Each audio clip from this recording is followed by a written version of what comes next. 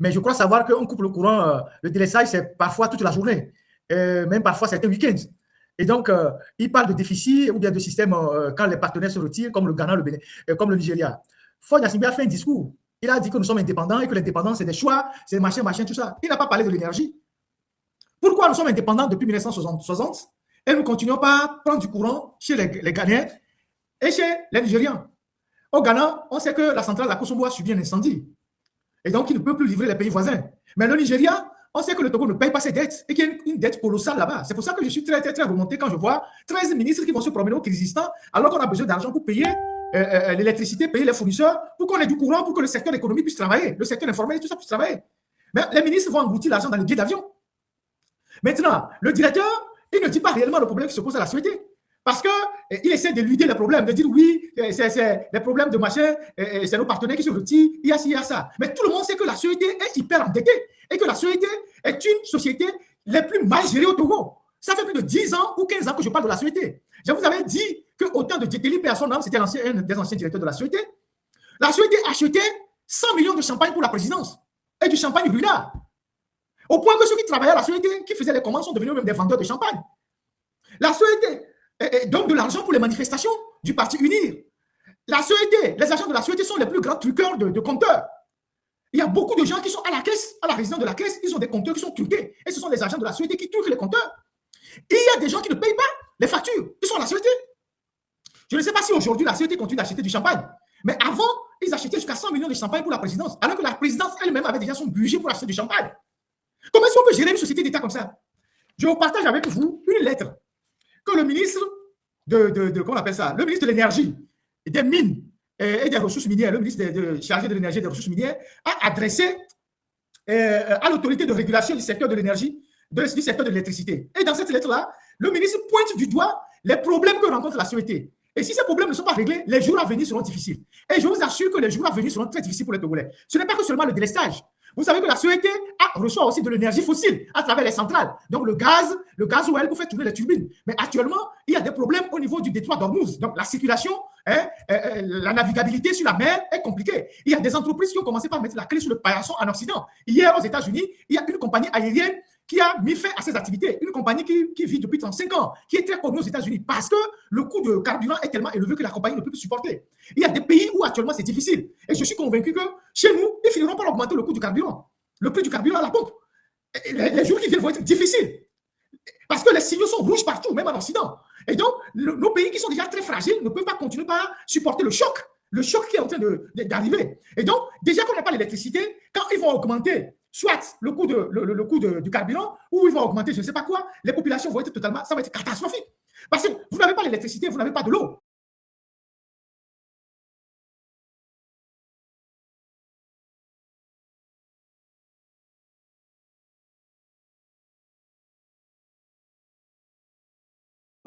Beaucoup de foyers au Togo utilisent l'électricité pour avoir le forage. Et c'est le forage qui fonctionne pas l'électricité. Donc les gens n'ont pas d'eau potable pour vivre. Donc les jours à venir seront très, très, très compliqués. Et ce sont des réflexions comme ça qu'on attend de nos économistes, de nos universitaires, de nos ministres, qu'ils viennent éclairer l'opinion, la population sur les retombées de ce qui est en train de se passer. Nos frères Ditri et Milawe, qui sont des financiers, ils le font déjà suffisamment sur leur live de samedi. Mais nos universitaires qui sont au Togo, nos doctorants, les ministres, les spécialistes, nos doctorants, les ministres, les spécialistes de ces genre de questions, on a besoin de leur sagacité pour comprendre les enjeux actuels dans le monde et les répercussions que cela va créer pour les populations qui sont déjà vulnérables. Mais tout le monde fuit ses responsabilités au Togo. C'est ça. Donc, écoutez bien ce courrier-là. Monsieur le directeur général, c'est le ministre qui écrit à la RSE. Dans le cadre, et la lettre date du 21 janvier, donc il y a de cela quelques mois. Dans le cadre des entretiens actuellement en cours avec la compagnie énergie électrique du Togo, CET, relatif à la mise en œuvre du contrat de performance liant l'État à la dite société, nous souhaitons, par la présente, solliciter l'accompagnement de l'autorité de régulation du secteur de l'électricité. En effet, écoutez très bien ici, en effet, la CET, acteur central du service public de distribution de l'énergie électrique au Togo, traverse actuellement une situation financière et opérationnelle préoccupante. C'est le ministre qui le dit, le ministre de l'énergie. Caractérisée notamment par un déficit financier persistant, une dégradation des indicateurs de performance technique et commerciale. Cette situation se traduit, entre autres, par un niveau d'endettement en forte progression. Donc, la société s'endette tous les jours. Donc, le niveau d'endettement de la société est en forte progression. C'est le ministre qui le dit. Une augmentation significative des pertes de distribution. Une faible productivité du personnel. Donc, le ministre dit qu'il y a une augmentation significative des pertes de distribution. Donc, il y a des branchements frauduleux, il y a beaucoup de manipulations qui font perdre à la société beaucoup. Il y a une faible productivité du personnel. Donc, ils disent que le personnel à la société est improductif. Ils disent une faible productivité du personnel. Et pourtant, ce personnel-là, ils sont nombreux. Ils bénéficient des avantages de la société. Et il dit une faible productivité du personnel comparativement au standard de la sous-région. Donc, le personnel de la société, par rapport aux autres personnels des autres sociétés de l'énergie de l'UEMOA, ne sont pas à la hauteur. Ou bien leurs productions sont très faibles. Leur rentabilité est très faible. C'est ce que le ministre dit. Une faible production du personnel comparativement au standard de la sous-région, ainsi qu'un allongement des délais d'intervention et de dépannage des clients basse tension. Ces facteurs fragilisent durablement l'équilibre financier de la société et compromettent sa capacité à remplir efficacement ses missions de service public. C'est le diagnostic du ministre des Mines et de l'Énergie. Je ne vais pas en dire plus. Est-ce que vous avez les mêmes termes que le ministre a dit? Est-ce que c'est ce que le DG a dit à la TVT? Donc, vous avez un directeur général de la TVT qui vient, pas de la TVT, de la société, qui vient mentir en mondovision à la télévision nationale en disant que le problème de la société, c'est seulement les voisins, c'est lorsqu'ils baissent leur quoi, c'est les branchements. Alors, je vous parle là, les Togolais ont des problèmes avec le cash power.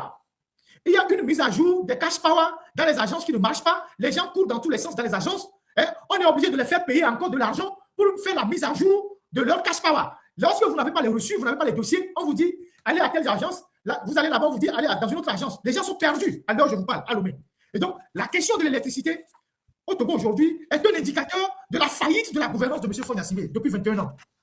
On ne peut pas être heureux d'avoir gouverné le Togo pendant 21 ans et être incapable d'assurer l'électricité pour ce petit pays de 9 millions d'habitants. 24 heures sur 24 pour les Togolais.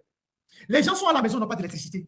Les gens sont dans leur service, n'ont pas d'électricité. Les gens sont dans leurs ateliers, ils attendent de l'électricité pour travailler. C'est toute l'économie qui est en train de sombrer. Et vous ramassez 13 ministres pour aller vous promener sur les montagnes de Kyrgyzstan pour venir nous dire que, ouais, que vous avez obtenu exemption de visa pour les passeports de service. C'est quoi ces histoires-là? C'est ça la réalité. Donc, on va revenir sur la question de la société. Et avant de terminer, je vais vous montrer comment est-ce que les Togolais sont doublement trichés. Les gens payent pour l'électricité, ils payent pour l'éclairage public, mais ils n'ont pas l'éclairage public. Ils payent aussi pour les entretiens des compteurs. Vous prenez un compteur chez vous, on vous facture le personnel de la société, les agents de la société, qui sont déjà assez improductifs. C'est le ministre qui le dit. C'est le ministre qui dit que le personnel de la société est peu productif. Mais ils ont plein d'avantages. Ils ont le courant gratuit, mais ils ont une grande partie de leur consommation qui est prise en charge par la société.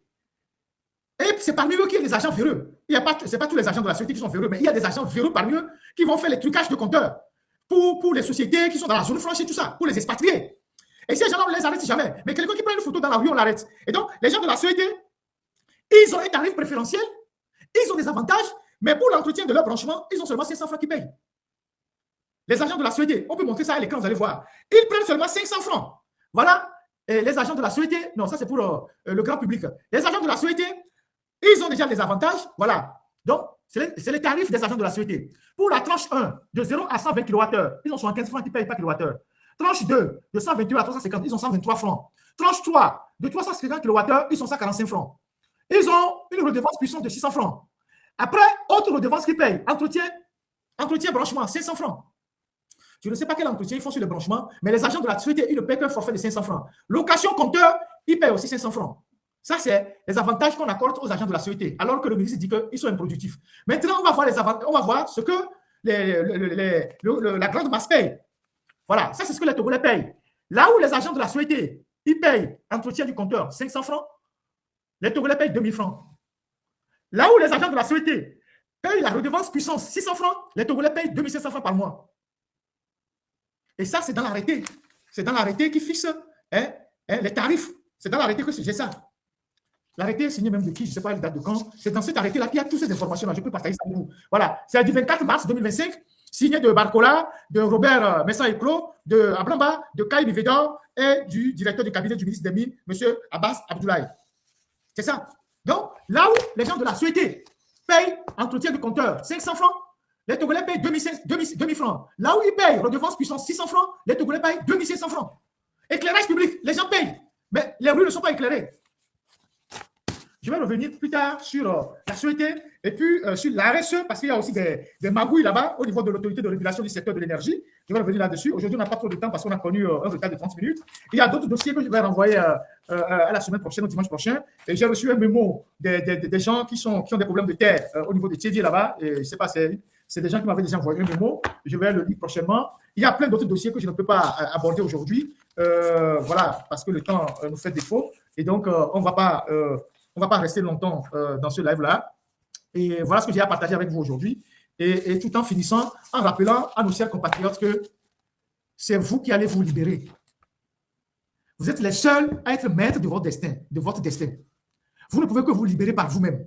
Aucun activiste de la diaspora, aucun journaliste, aucun communicant, aucun leader d'opinion, aucun leader politique, aucun syndicaliste ne va vous libérer de vos conditions.